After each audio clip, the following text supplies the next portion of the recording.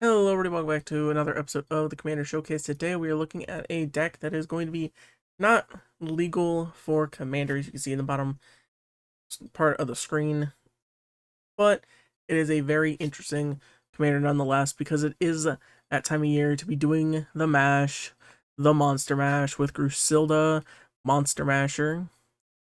She is a Rakdos Commander where you pay red, black, and 3 colorless for a 4/4 with the ability of combined, enchanted, and equipped creatures you control have menace.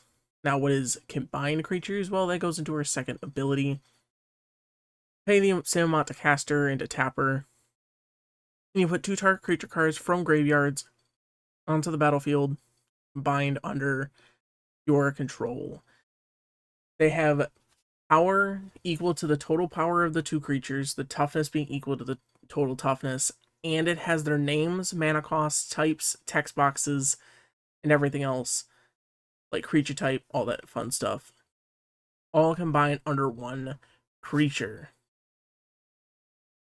That means that we're going to be needing to be doing a lot of removal, discard, and other types of effects to be able to recur our own creatures as well as our opponent's creatures to make amalgamations of really interesting creatures, which is why we have so much removal in the deck, but a lot of it is creature-based removal.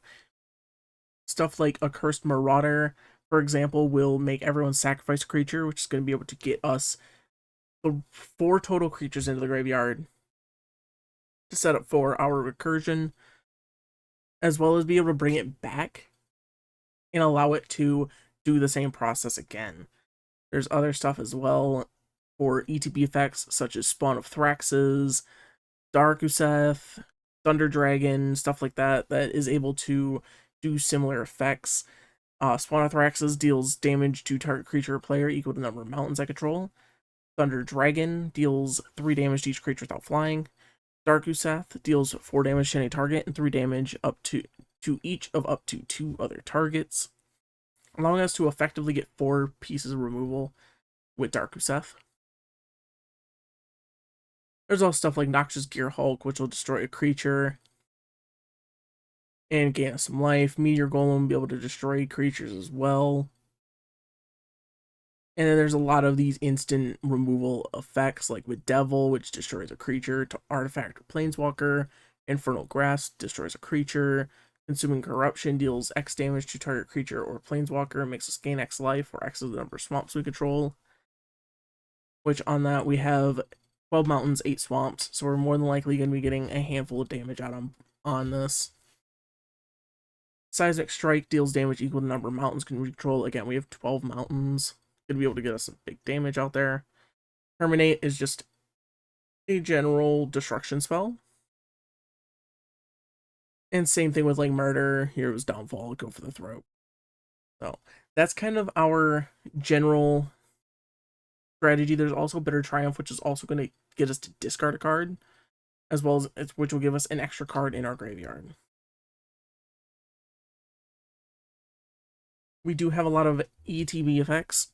Now, you will notice that this is a lot of dragons, and that is because the deck is I made it dragon tribal. You can see we have 18 out of our 34 creatures being dragons, and that's where a lot of our big impact cards come into play. Stuff like Lathlis, which is going to give us extra dragons when our non-token dragons enter. Rapacious Dragon and Patron of the Arts are going to get us treasure tokens. Ganax will also get us treasure tokens whenever another dragon enters. A Furyborn Hellkite will enter with a bunch of counters on it if an opponent has lost life this turn. Which, again, we can see that we do have a lot of ways to get that damage out with stuff like Darkuseth that we talked about earlier, as well as Thunder Dragon, allowing us to open up for attacks later in the game. There's also Bladewing Risen, which allows us to return a dragon from our graveyard to the battlefield, which is just going to allow us to recur some of our other dragons for extra benefits, more particularly Rapacious Dragon, Patron of the Arts, to get us some more treasure. And I do want to mention Scourge of Vulgus because it is kind of the important one here. As whenever this creature or another dragon I control enters, it deals X damage to any target, or X is the number of dragons that I control. The goal is to have as many dragons as humanly possible, which is why we have our attack triggers that make us dragons, such as Tiamat's Fanatics. We have ETB effects that make us dragons, like Lathalis. We have recursion effects, like Grusilda, to allow us to get more dragons out on the field. But we also have stuff like Dragon Mage, which is going to get us our cards into the graveyard and recycle our hand. Carter is going to make our opponents lose life for being forced to swing. This is going to also allow us to encourage our opponents to get more creatures into the graveyard, so we can get Grusilda going. Bullspan Dragon is going to give us some extra treasure as well. And we do want to work with some other important abilities too. You know, it's not just our attack triggers like Myriad, it's not our ETB effects like Burn, but we do want to give things stuff like Unblockable with Changeling Outcast, Aristocrat effects like Yahenni getting bigger when a creature an opponent controls dies, as well as allowing us to make him indestructible. Thunderberg Regent will be able to give us some burn on opponents who try to target our dragons. Cyana Draco will give our creatures extra keywords for the colors that they are, and since we are pulling from everyone's graveyard, we have the opportunity to make our creatures have lifelink, have hexproof, vigilance, as well as first strike, and then lifelink was the one for black, but trample as well. It allows us to get all these important keywords to allow us to kind of go into the end game. Then we have Narcana, Revenant, and Cryptghast, who are just here to kind of give us some extra mana. As you can tell, this deck is very mana intensive, but we can make it work. Because look at how many discard outlets we have. We have stuff like Thrill of Possibility, Big Score, Witch's Mark, Demand Answers, stuff like that to allow us to discard cards from our hand, draw cards. Witch's Mark will get us some tokens, some roll tokens. Big Score will get us treasures. Unexpected Windfall will get us treasures, stuff like that. But we also have stuff like Crypt Breaker, which will allow us to discard a card and make a zombie token.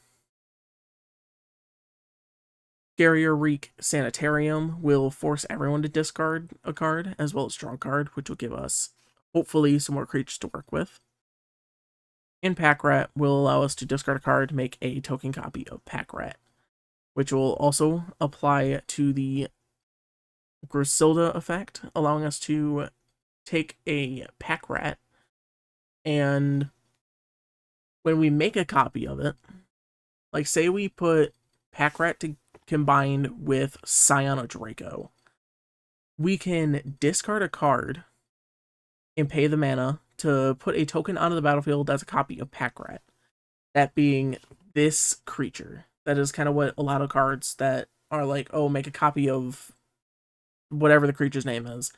It is realistically saying make a copy of this creature, which instead of making a copy of just Pack Rat, we will make Pack Rat Cyana Draco, or we'll make Pack Rat Leyline Tyrant, or we'll make Pack Rat Changeling Outcast. We'll make Pack Rat Dragon Mage. It'll make us Pack Rat Grusilda Monster Masher. Because since they do have different names than our legends, we can begin to cast more of them. But that is the deck. It is a very short one. I mean, we have a lot of simple mana stuff that allow us to get some extra impact on here. Songs of the Dam works with our graveyard. Stormkiln Artist is going to be another good one to copy, as well as Mahadi, to allow us to get more treasures off of spellcasts. And Death, Braid of Fire will give us a bunch of red mana, and it's allowing us to give a extra bit of impact onto the board. So that is all for this episode of the Commander Showcase. next month, as we only have one more left for this month, we have a special Halloween episode with a Universes Beyond Voltron deck. But then after that, we're gonna kind of shift the style of this a little bit. Gonna be a little bit more editing intensive, as I literally just talk to my through this and then edit out the start where I'm prepping to start, stuff like that. Like, that's all the editing that really goes into this. It's going to be a little more editing intensive, where I'm going to get to showcase a little bit more cards and explain connections between them on a budget and off of a budget. So look forward to that, and let me know what kind of commanders you guys want me to talk about for that new style coming up soon. I already have about 3 prepared and ready to go. I just got to make the videos. So look forward to that. Thank you all, though, so much for watching. I look forward to seeing you all in the next video, and I hope you all have a wonderful day.